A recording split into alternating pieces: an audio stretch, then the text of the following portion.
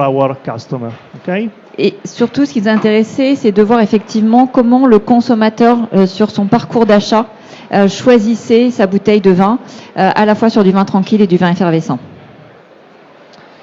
Thank you, Isabelle. So let's start to speak about customer, about the role the customer has in a brand strategy. In this case, we are speaking about packaging. And I would like to start with this number. You know what is this number? No, of course, it's quite difficult to understand. What is the number of decisions a day we make?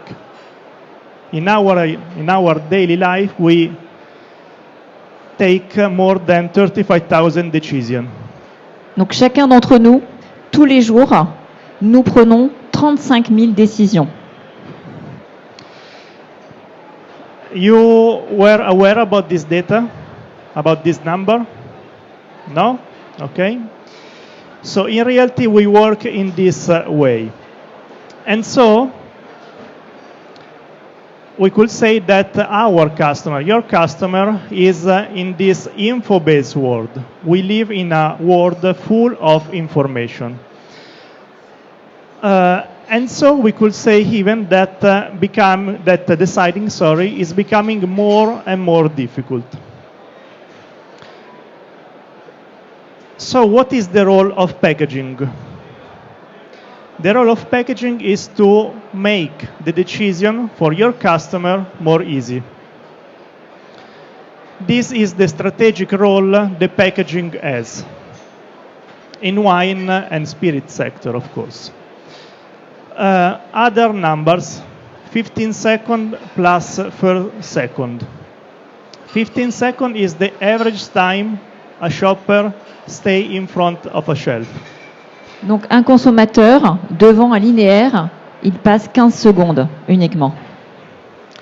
And 4 seconds, so, is the total time each bottle has the possibility to, let's say, catch the attention of our customer, of your customer. Vous avez donc 4 secondes pour retenir l'attention de votre futur consommateur. So we are, let's say, in this situation. Okay, so the packaging has to compete in this situation. The role the packaging has is to promote the attention in this situation, has to facilitate the decision of your customer, of your shoppers. And so what about the role of the packaging? The packaging has to, we could divide the moment of truth in 3 different moments. So we have the first moment of truth, and during this first moment of truth, the packaging has to catch faster the attention of the shopper. Ouais, donc c'est la façon dont la décision d'achat va se passer en rayon. Donc c'est le premier moment, ce qu'on appelle le premier moment de vérité, donc qui se passe dans le rayon au moment où le consommateur arrive en face du rayon et le regarde.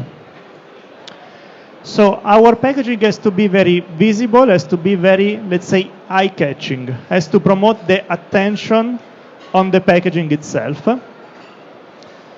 And then we have the second moment of truth.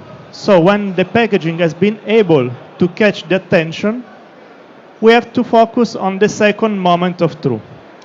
Let's say the second moment of a decision.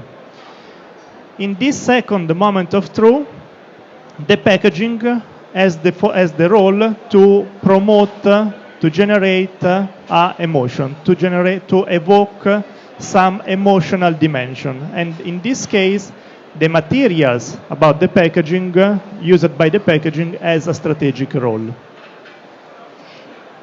Donc au premier moment, donc vous avez réussi à capter l'attention du consommateur sur le premier moment de vérité. Mais là, on arrive donc au deuxième moment de vérité où il faut aller susciter de l'émotion auprès de ce consommateur. Et c'est cette émotion que vous allez être capable de créer avec votre produit qui va mener à la vente en fait. Et vous devez communiquer évidemment les valeurs de la marque et du produit. Plus le consommateur aussi va comprendre ce que vous êtes en train de lui proposer, le plus facilement possible, le plus rapidement possible, et avec beaucoup d'émotion, c'est ça qui va mener ensuite à l'achat.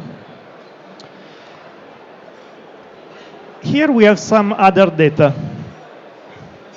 From neuroscience, we know that more or less 95% of our daily decision-making processes are based on what we name as system 1. So the system that is based on emotions.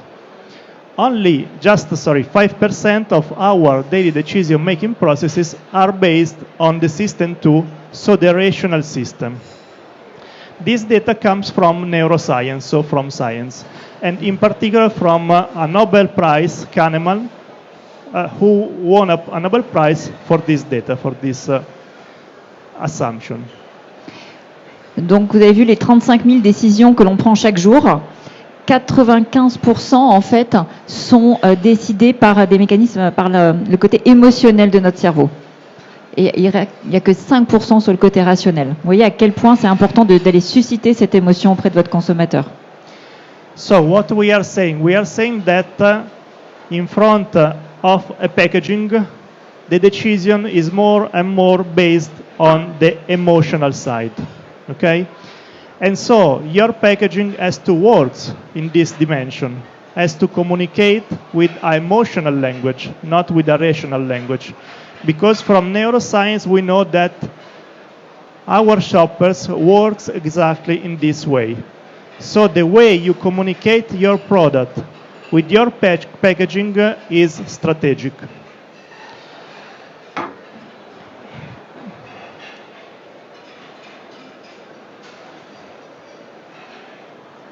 Doesn't work.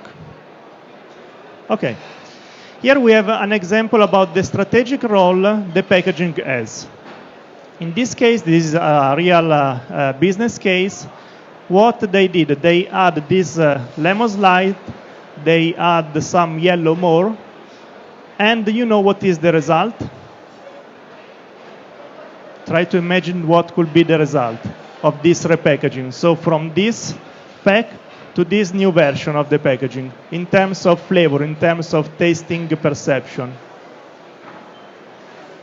Fresh, okay? Other? Increase sales, okay? Well, this kind of redesign promote a perception, so we speak about tasty sense, about flavor we are speaking, more rich in lemon.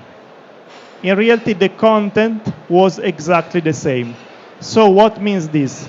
It means that the packaging has the role to influence the choice and even to influence the flavor perception. Okay, so keep in mind this when you make a redesign of your packaging. And so what we could do if we have to test our packaging. Back. Voilà, donc avec ce redesign du packaging, qui est un cas réel, avec un packaging où il y a un jaune plus frais, plus lumineux, plus peps, et une tranche de citron qui est visible, les consommateurs, lors du test, ont perçu un goût plus prononcé en citron, alors que la formule est strictement identique. Donc vous pouvez voir à quel point notre cerveau va être influencé par le packaging avant même finalement d'avoir goûté au produit. And so what we can do to test the effectiveness of our packaging, and what we did in this research with Crealis. We start from this assumption where we know that consumers do not think what they feel, do not say what they think, and do not do what they say. In French, it's more easy to understand. Okay, the difficulties we have behind a marketing strategy when we try to consider what is our customer and what our customer think about our packaging.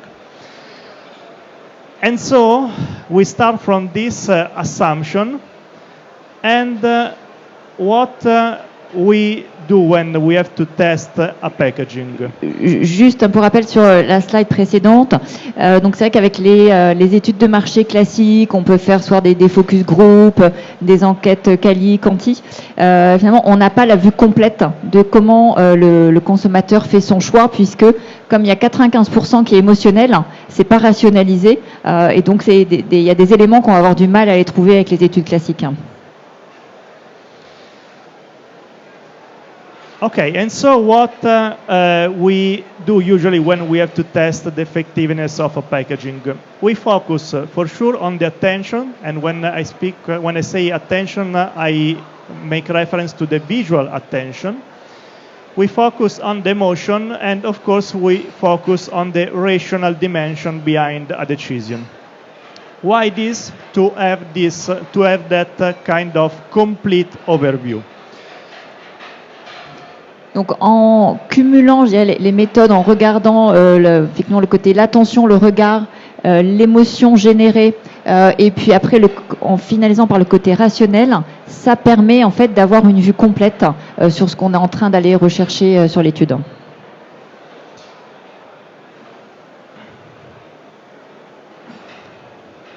Alors, je vais passer à notre méthodologie qu'on a mis en place.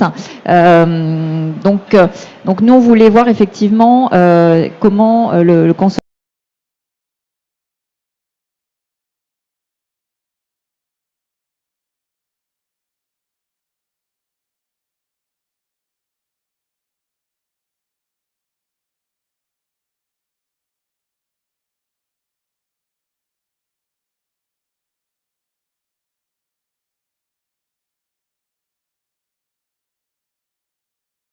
pour cette étude. Il y a eu après le moment de l'interaction avec la bouteille choisie. Et ensuite, on a aussi fait il y a eu une enquête, un questionnaire, et on a fait une dégustation. On a testé ce qu'évidemment on ne voulait pas, qui est l'influence, un biais par une marque de vin déjà connue par le consommateur. Donc on a créé des marques de vin artistiques. On a créé 4 marques de vin en vin tranquille et 4 en vin effervescent avec des positionnements différents. Donc positionnement premium, des positionnements modernes, des positionnements plus classiques et un positionnement. On veut voir s'il y avait effectivement des influences avec ces différents paramètres sur le choix de sa bouteille de vin par le consommateur. Voilà. And to collect data, to collect insight about how the decision-making process is made by our shoppers in front of these different kinds of packaging, with and without soul. We use different neuro-marketing technologies. So we use this technology that enable to collect the visual data, the visual attention.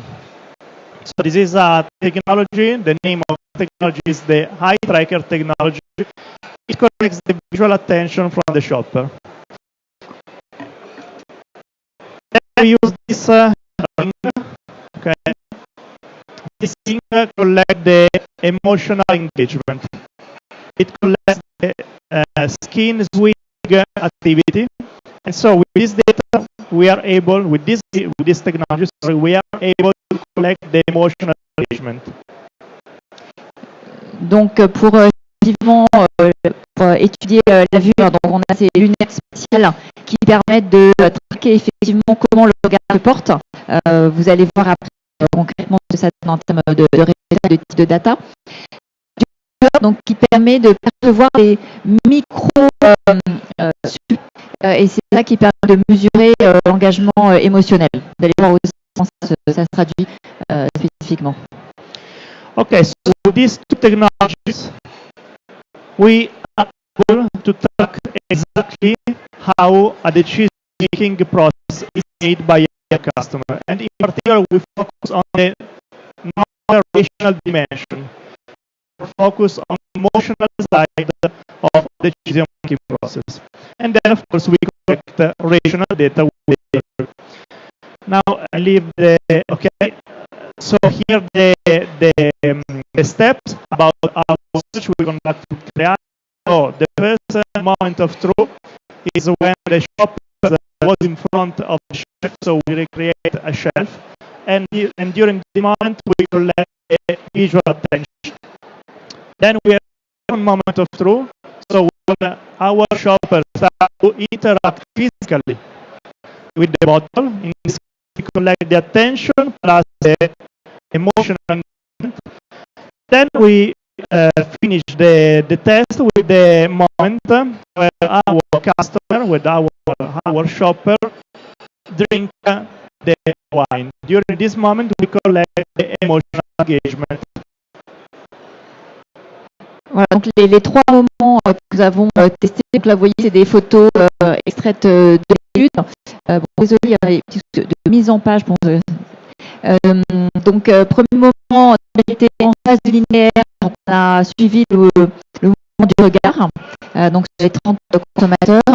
Ensuite, le deuxième moment de vérité avec l'interaction une fois le consommateur.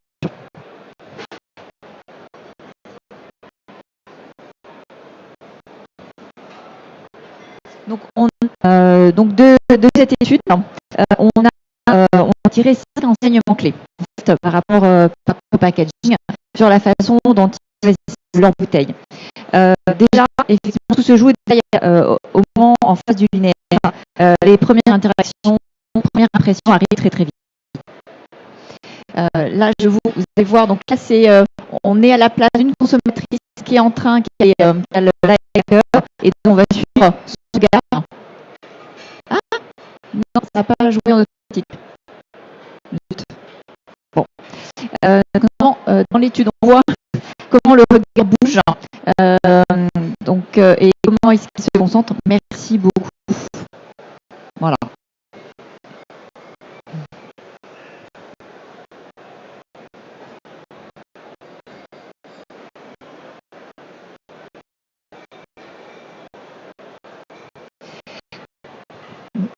Donc, ce qu'on voit, c'est que tout d'abord, le consommateur regarde l'étiquette.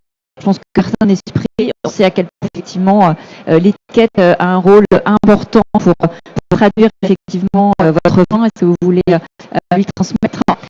Mais en fait, dès qu'il s'agit d'aller un petit peu plus loin et d'aller commencer dans le choix, il regarde le regard sur le dos de la bouteille. Et donc, en fait, le consommateur a besoin de l'intégralité du packaging pour prendre sa décision.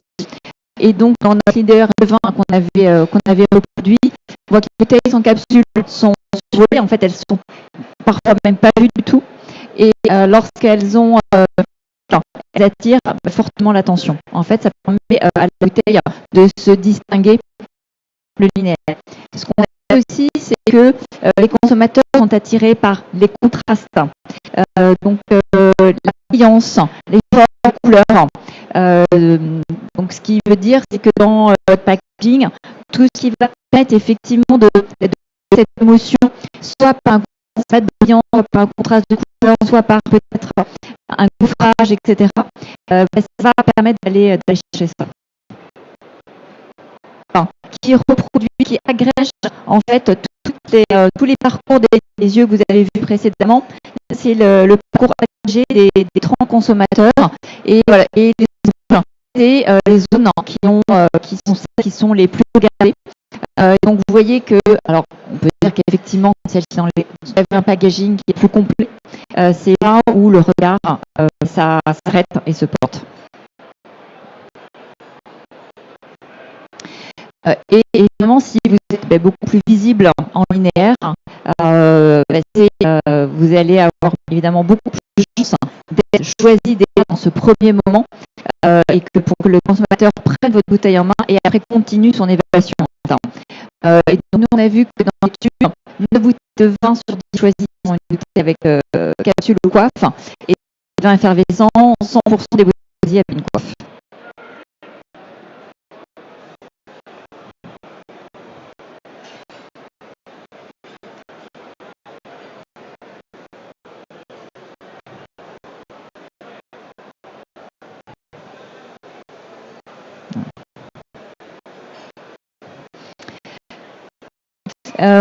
Donc notre deuxième enseignement, c'est le pouvoir émotionnel du packaging qui est effectivement dans ce processus de décision et de donc là, on passe à la deuxième étape. Effectivement, ils ont les biotrackers, donc on va pouvoir voir quelle est l'émotion générée, quelle est l'émotion suscitée par le packaging. Donc là, le consommateur a bouteille, en fait, finalement, comme dans le linéaire, vous avez pris une bouteille et vous commencez à l'évaluer en disant est-ce que cette bouteille sera sympathique pour mon dîner de ce soir.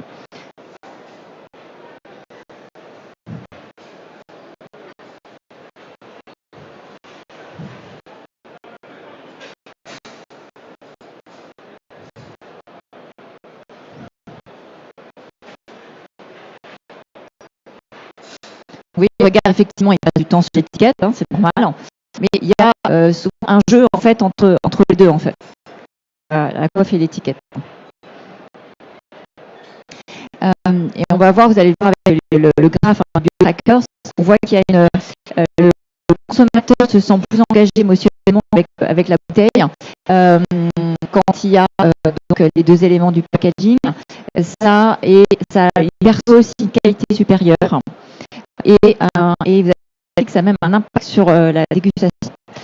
Et on voit qu'il y a quand même aussi une très forte synergie entre l'étiquette et la capsule ou la coiffe, et que vous allez augmenter en fait votre cohérence de storytelling en travaillant en synergie.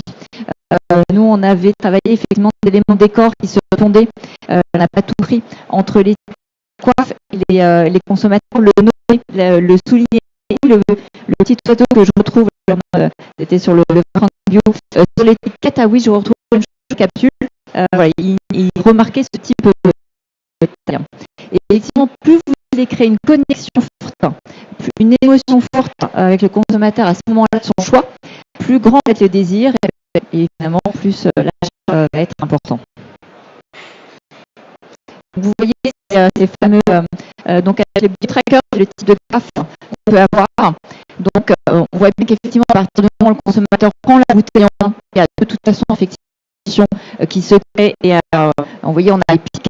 Par contre, on voit que le pic généré avec capsule ou sans est nettement supérieur. Donc on voit qu'il y a une connexion plus forte. Et finalement, quand on réfléchit, ça paraît assez normal parce qu'il y a plus de surface. Il y a plus d'éléments pour créer cet engagement et cette émotion. Plus d'éléments à les toucher, à les regarder. Ça fait un pack qui est plus complet. On a voulu regarder aussi du coup, ce que ça veut dire en termes de qualité perçue. Donc on a demandé de noter et un vin sans capsule ou coiffe était 7.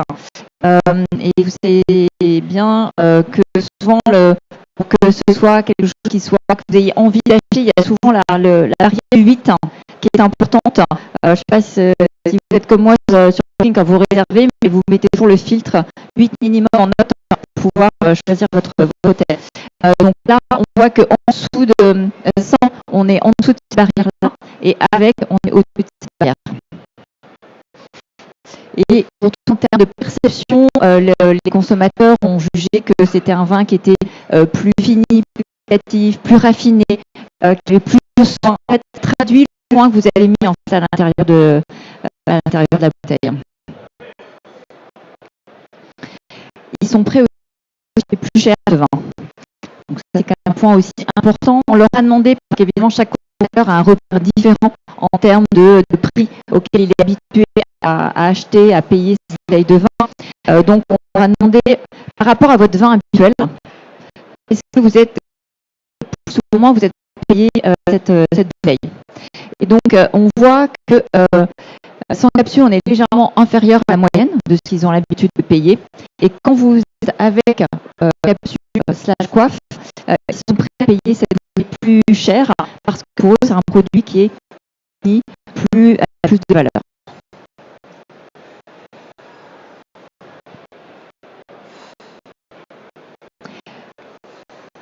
On a voulu aussi voir si on a la dégustation.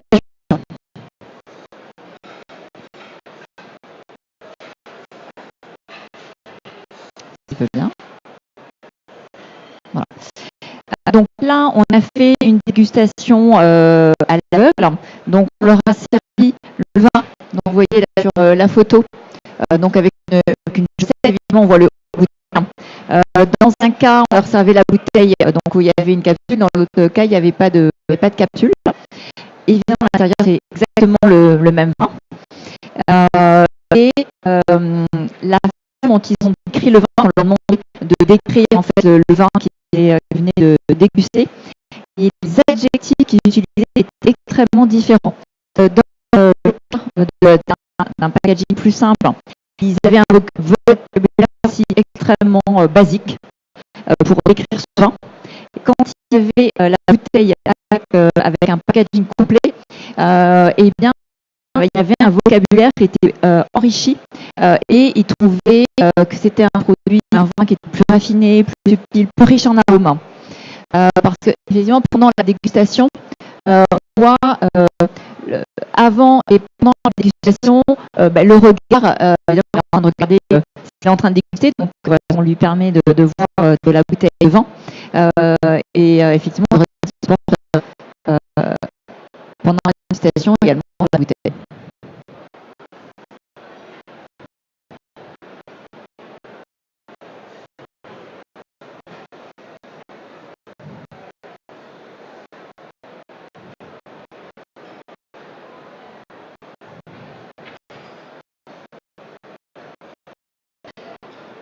Et le dernier enseignement, c'était pas qui était qu'on voulait vraiment les regarder, mais c'est ce qui est ressorti dans les questionnaires à la fin. En fait, le fait d'avoir aussi un packaging complet, ça permet, ça rassure en fait le consommateur. C'est perçu comme une barrière invisible qui garantit la qualité. C'est un saut d'authenticité qui inspire confiance. Les bouteilles sans capsule coiffe sont perçues comme moins sûres, parce qu'elles ont déjà été ouvertes avant. Je ne sais pas si elle n'a jamais été là ou si elle a été enlevée.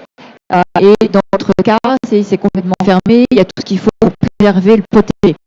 Ça rassure effectivement l'authenticité de ce qu'il y a à l'intérieur. Et sur le soin, pour certains aussi, s'il n'y en a pas, ça fait penser au vin qui a été qui est fait mis en bouteille dans le garage.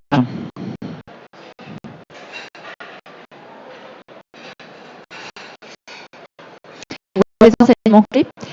En fait aussi, ce qu'on a regardé en regardant Andrea, c'est le modèle homme-femme, l'âge, qui a un impact. En fait, les résultats étaient vraiment homogènes selon les tranches d'âge. Il n'y avait pas des plus jeunes qui préféraient un fusil, qui préféraient un sang.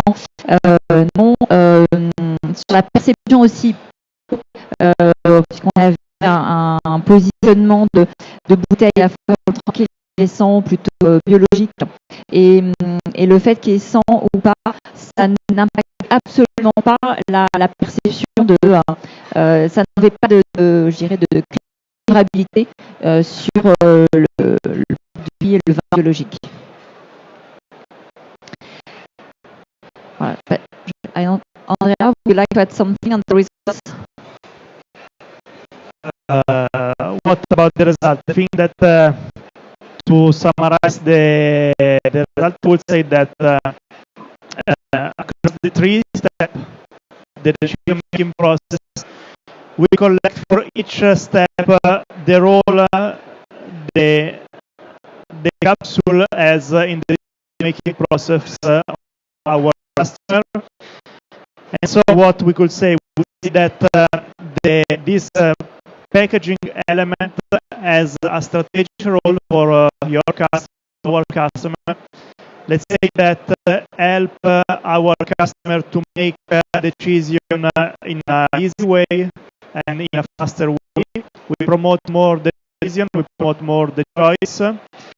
And from the slide Isabelle shared before, we could say that the capsule is a role to as is able to increase the willingness to pay about the product. So it means that it promotes the premiumness about packaging and so about the product itself. What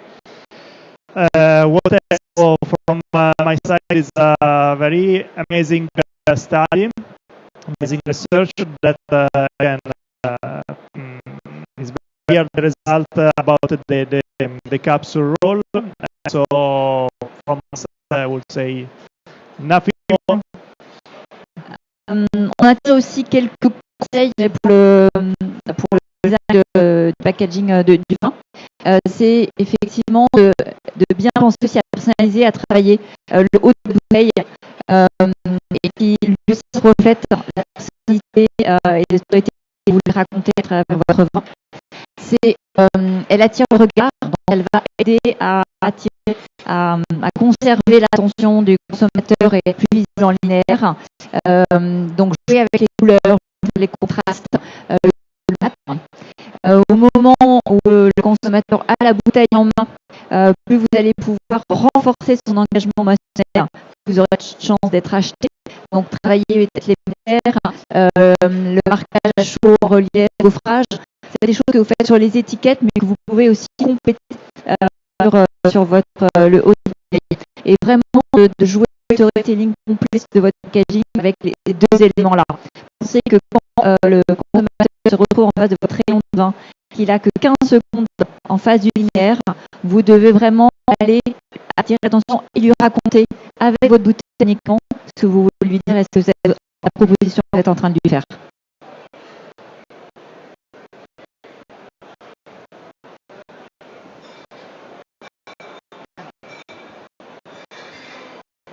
Il y avait des vidéos de ça, merci beaucoup.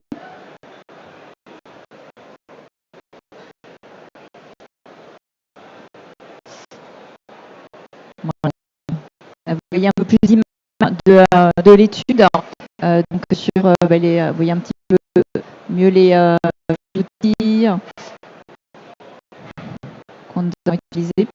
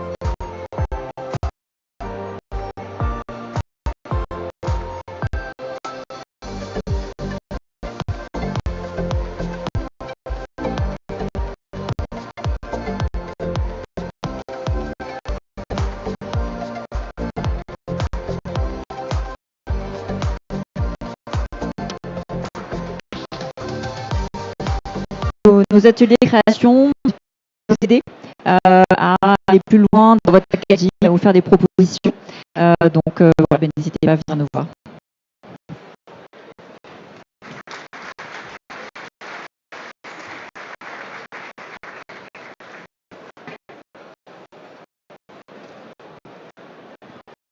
Time for questions.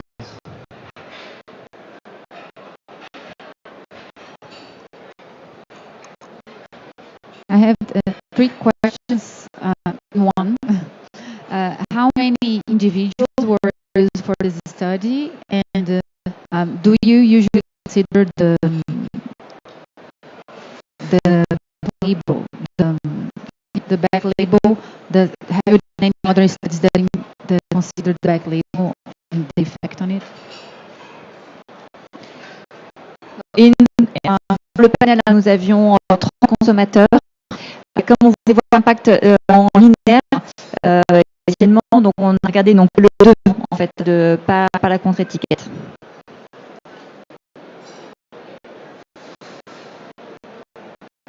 Non, c'est la première étude de ce type que nous menons.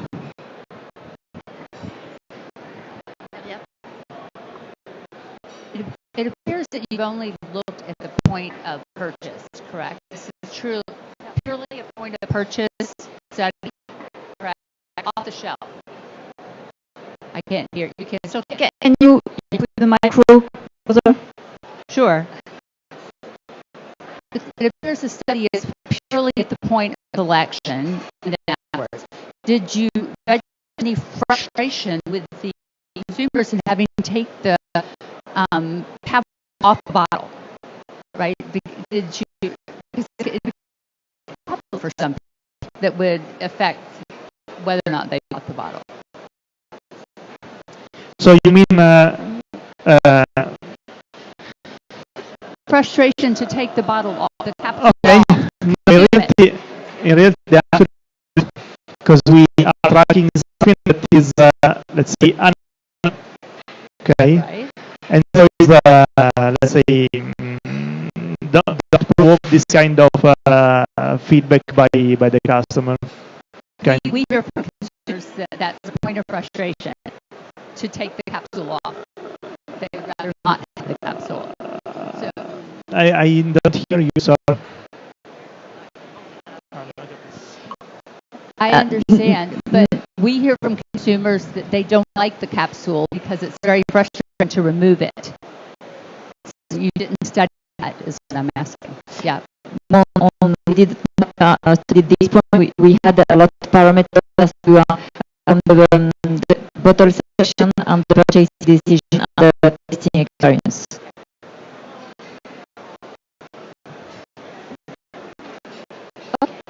So first presentation, it was very interesting. And my question is about the subject that you used for the study. So what was the level of knowledge of wine? They were either passionate about wine. What about this? No, in English or French, Andrea? As you want. Dans notre panel, dans les critères de sélection, ce sont les décideurs d'achat au sein de la famille du foyer des achats et acheter une bouteille par mois. Donc pas forcément des connaisseurs, juste des décideurs d'achat et acheteurs au sein de leur foyer. And I also have another question. So I think wine is very contextual. So what you choose to buy is contextual to what to do with it. So if you have, I don't know, a dinner with friends or a dinner with your colleague, so that changes a lot. So what about it? What was the basis? Just choose a bottle of wine? Yes, we ask our customer to buy a bottle of wine. So there was no text, like choose a bottle of wine for, I don't know, we dinner with friends. Ask, okay, for let's say a normal situation and for a special occasion, like let's say a party or like something like this. So we take in consideration both the scenario, so the normal one and the special scenario. The typical situation about the purchase of wine. Thank you so much. Merci beaucoup pour votre présentation. J'ai ici parce qu'aujourd'hui, il y a une vraie tendance pour alléger les capsules, pour faire le packaging plus écologique et même peut-être de supprimer les capsules à l'avenir, si on prend globalement. Comment votre étude rentre dans cette actualité? C'est pas un paramètre qu'on a directement testé. Ce qu'on a testé effectivement, c'est la perception de durabilité du produit sur notamment ceux qui avaient des concepts de vin biologique. Et ça n'influençait pas du tout sur ce concept-là. Parce que ce qu'on a entendu, certains ont dit, en fait, comme c'est un petit élément de packaging, du coup, ça n'avait pas d'influence. Voilà, dans leur perception.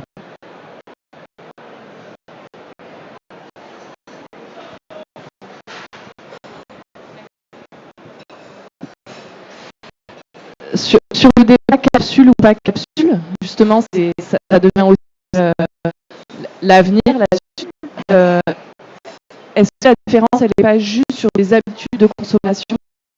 Les gens sont habitués à avoir, et donc s'il n'y en a pas, ça les choque, et c'est moins rassurant, c'est moins traditionnel. Est-ce qu'on n'est pas juste sur de la tendance? Je pense qu'il y a probablement de l'habitude. Après, dans le fait d'arriver à se démarquer en rayon, là, je pense que ça va jouer. La perception finale du produit dans l'évaluation, peut-être, hein, mais en fait, de se démarquer en rayon, je pense que ça a moins d'impact. Hein.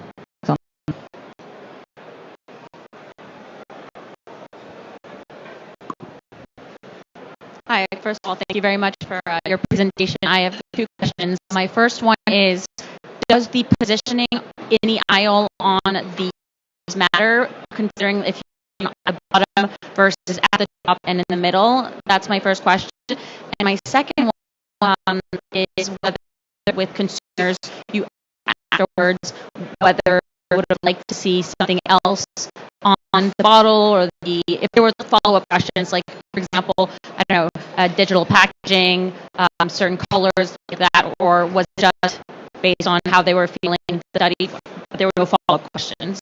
Does that make sense?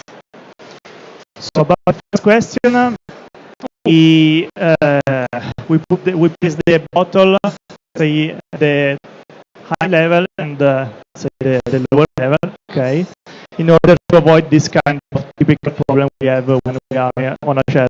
Yeah. Okay. But the second question, please, could you repeat? Yeah, I was just wondering whether the consumers themselves afterwards had any sort of follow-up, maybe comments of what they would like to see on the shelves, if there are colors that they prefer, if there are, I don't know, shapes, if you took into would count also some, QR codes and stuff like that kind of stuff counts, and whether you ask them or not. In this case, not in this research, not because the focus was exactly in the role the capsule as the packaging, as a design packaging elements. Of course, when we conduct other kind of research, we focus on this kind of, let's say, information or elements. I can just add that we saw that for the sparkling wine, with the foil, they couldn't, the shape, they didn't recognize it was a sparkling wine, because it changed the perception of the bottle.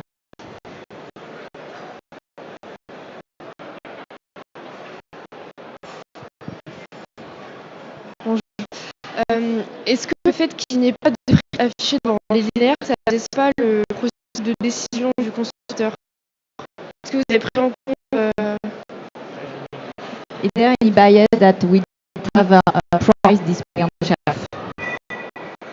About the price on the shelf, in this case, we do not show the price, and usually when we conduct this kind of research, so when the researcher is on the packaging and the label, let's say, we usually avoid to inform our customer about the pricing, because what we want to know is how to understand the role the packaging and the label as in terms of competition.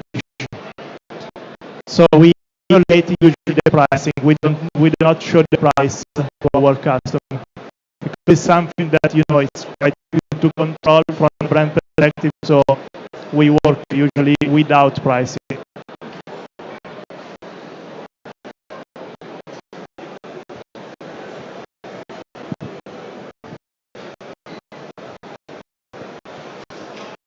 No more question? It's just a methodology question. Was the study conducted in... Oh, we got it. It's just a methodology question. Was the study conducted in France only, or was it a global set of... It was conducted in Italy. Yeah. What was important is that the traditional countries of wine have the similar way of wine culture. Yeah. Okay, got it. So it was 100% Italian. Yes. Taste. But it's not similar. The results will be similar for France, for Spain, so with a similar wine culture. Thank you.